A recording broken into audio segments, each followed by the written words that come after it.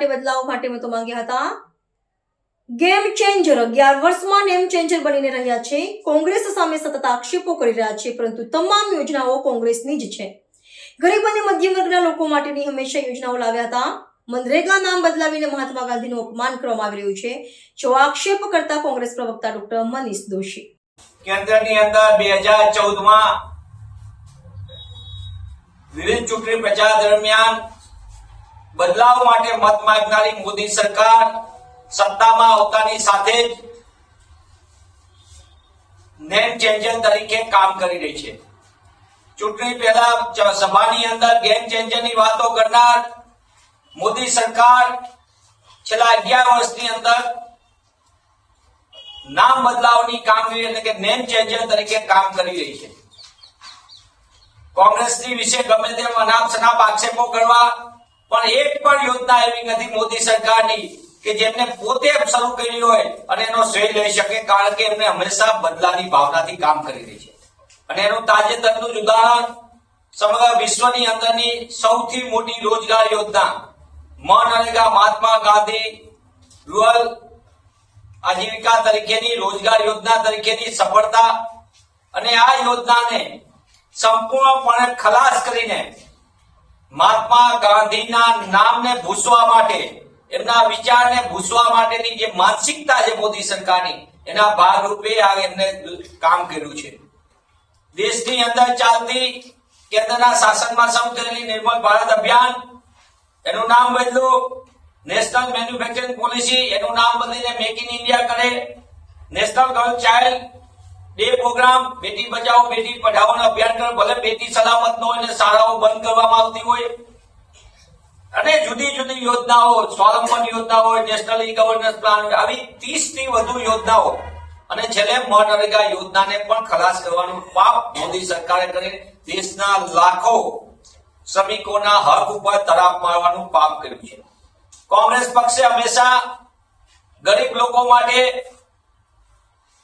દેશના સામાન્ય લોકો માટે અને મધ્યમ વર્ગને એની તમામ ક્ષેત્રમાં પ્રગતિ થાય, એટલે કે શિક્ષણનો અધિકાર હોય, સામાન્ય નાગરિકને સશક્ત બનાવવાનું એટલે કે રાઇટ ટુ ઇન્ફોર્મેશન, માહિતી અધિકાર હોય, આદિવાસી સમાજને જંગલના જમીનના અધિકાર આપવાની વાત હોય, કે પછી ખેડૂતોને યોગ્ય વળતર સાથેની વાત હોય, કોંગ્રેસ પક્ષે હંમેશા એ કામ એ દિશામાં કર્યું ને મજબૂતીથી કર્યું છે। અન્ન સુરક્ષા કાયદો પણ ફોટો જેવી મોદી સરકારે હંમેશા કોંગ્રેસના શાસનમાં શરૂ થયેલી યોજનામાં પોતાનો ફોટો લગાડી અને રીબ્રાન્ડિંગ કરવાનો પ્રયત્ન કર્યો। મોદી સરકાર પોતાના શુદ્ધ બુદ્ધિ સાથે કામ કર્યું હોય અને પોતાની દીર્ઘદ્રષ્ટિ હોય તો પોતાના નામો પર પોતાની યોજના શરૂ કરી શકે, એમાં કોઈને કઈ વાંધો ન હોઈ શકે, પણ આ યોજના બદલાવથી ખાલી નામ બદલવાની પ્રક્રિયા નથી। આના કારણે ધારો કે મનરેગા યોજના સંપૂર્ણ કાનૂન આધારિત રોજગાર યોજના, 100 દિવસની રોજગાર, ભાજપા સરકારે છેલ્લા 10 વર્ષની અંદર મનરેગા યોજનાને તોડી નાખવા માટે, એને સંપૂર્ણ ઢીલી પોચી કરી નાખવા, કમજોર કરવા માટે 42 દિવસથી 46 દિવસનો જ રોજગાર મળે તેવી અવ્યવસ્થાને અરાજકતા ઉભી, 100 દિવસ રોજગાર આપવાનો, એટલે કે માણસ માગે ત્યારે રોજગાર આપવાનો, ડિમાન્ડ ડ્રિવન।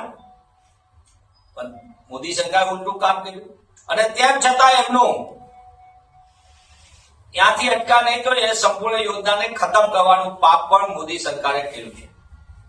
દેશની અંદર હું આપના માધ્યમથી મોદી સરકારને પૂછવા માંગુ છું કે તમે 2014 પહેલા ગેમ ચેન્જર તરીકેની મોટી મોટી દાવા કર્યા, આજે તમે નેમ ચેન્જર તરીકે કામ કરી રહ્યા છો।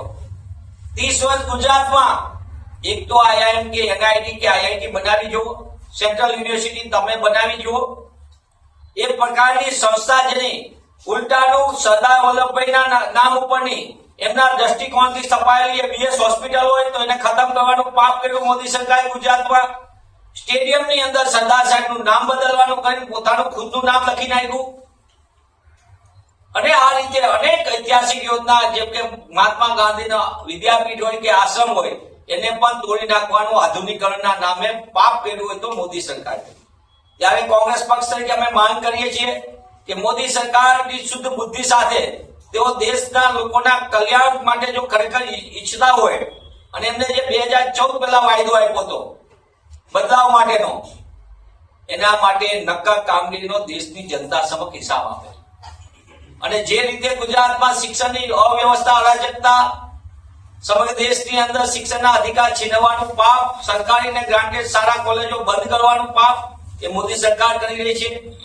શિક્ષણ રાજ્યનો અધિકાર પણ એમની નીતિગત જુઓ તો આખા દેશની અંદર એની તમને જ્યાં જ્યાં ભાજપા સરકાર છે ત્યાં શિક્ષણનો અધિકાર છીનવવાનું પાપ થાય. જ્યાં જ્યાં ભાજપા સરકાર ત્યાં જીવન જીવવાનો અધિકાર છીનવવાનું પાપ થાય. જ્યાં જ્યાં ભાજપા સરકાર ત્યાં જંગલના જમીનના અધિકાર છીનવવાનું પાપ થાય. જ્યાં જ્યાં ભાજપા સરકાર ત્યાં લોકોના રોજગાર છીનવવાનું પાપ થાય. અને જ્યાં જ્યાં ભાજપા સરકાર ત્યાં બદલાવનું કામકાજ થાય. બદલાવ માટે નહીં, બદલાવ માટેનું કામ થાય. આ એમનું અસલી ચાલ ચલન ચરિત્રને ચહેરો આપની સમક્ષ મૂકી રહ્યો છું. હું પુનઃ એ કહું છું કે ભાજપા સરકારના નામ બદલવાના કારણે દેશની તિજોરી ઉપર એક યોજનામાં ખાલી એક યોજનાની અંદર નામ બદલવાના કારણે ઓછામાં ઓછું 5,000 કરોડ રૂપિયા સરકારી તિજોરી ઉપર ભાર પડશે. 5,000 કરોડ રૂપિયાનું. દેશની અંદરના 5 લાખ ગામની અંદર આપના નવી ટેસ્ટરી થશે, નવા સ્ટેમ્પ બનશે, નવી પદ્ધતિઓ ઊભી થશે, નવી જાહેરાતો આવશે અને નવા હોર્ડિંગો લાગશે. એનું બ્રાન્ડિંગ કરવા માટેનો ખર્ચ થશે અને મોદી સાહેબના કટઆઉટ લાગવા માટેનો ખર્ચ થશે. જે આપ ને મારા જેવા સામાન્ય નાગરિકો, ટેક્સપેયર નાગરિકો દેશના એના ગજવા ઉપર લૂંટ ચાલે છે. જેમ કે પેટ્રોલ ડીઝલમાં લૂંટ ચાલે છે, જેમ કે એક્સાઇઝ ડ્યુટીના નામે લૂંટ ચાલે છે, જેમ કે સેસના નામે લૂંટ ચાલે છે. અને આ દેશમાં ચાલતી લૂંટના લાભાર્થી કોણ છે? એમના ચહેતા ઉદ્યોગપતિઓ. એટલા માટે હું પુનઃ કહું છું કે મોદી સરકારને થોડી પણ શરમ હોય, એમની ઉલટી ગિનતી શરૂ થઈ ગઈ છે, તો એમની ઉલટી ગિનતીમાં એ તાત્કાલિકપણે જે વચન એમને 2014માં સત્તામાં આવવા માટે કર્યું હતું ગેમ ચેન્જર તરીકેનું, એ દિશામાં નક્કર કામગીરી કરે અને નેટ ચેન્જર માંથી તેઓ બહાર આવે.